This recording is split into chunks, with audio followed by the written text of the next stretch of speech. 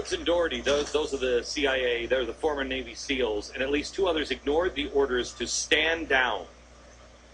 They were told to stand down when they heard shots fired, and they radioed, and they were informed that by the higher-ups that they were hearing gunshots, and the higher-ups said yes, but they were told to stand down. An hour later, they called again, and they said, we're still hearing it, and they were ordered again to stand down. Twice they were ordered to stand down.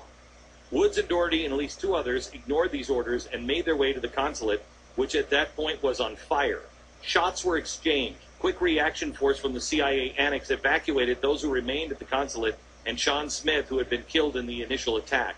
They could not find the ambassador and returned to the CIA annex about midnight. At that point, they called again for military support and help because they were taking fire at the CIA safe house or annex. The request was denied. Unbelievable. Third denial with just these guys. There were no communications. And does it say why? There's no mention of no, why. But you know what? Here's what's important. There are good people in the military that are folding now and saying, I got to get out of this, man. I don't want anything to do with these. These guys are bad guys that are telling us to do these things. And they're starting to crumble. Oh, and this is what the same decision SEALs made there, by the way. Yes. Bad decision. Bad people are telling us not to go in there and help these guys. We're going anyway. Yep. The request was denied. There were no communications problems at the annex. So anybody who says, well, they didn't know what was going on, there were no communications problems at the annex, according to those present at the compound. The team was in constant radio contact with headquarters. In fact, at least one member of the team was on the roof of the annex manning a heavy machine gun when mortars were fired at the CIA compound. If I'm not mistaken, the cable that came into the White House at 11:57 p.m.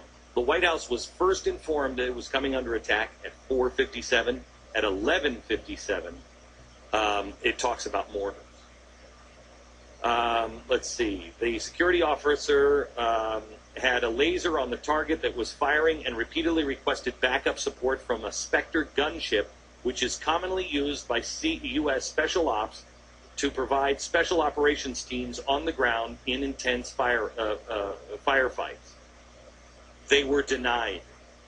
The fighting at the CIA annex went on for more than 4 hours, enough time for any planes based in Sicily, 480 miles away, to arrive. And how about the aircraft carriers in the Mediterranean? Half an hour. Listen to this. 2 separate Tier 1 special ops forces were told to wait. Among them, Delta Force.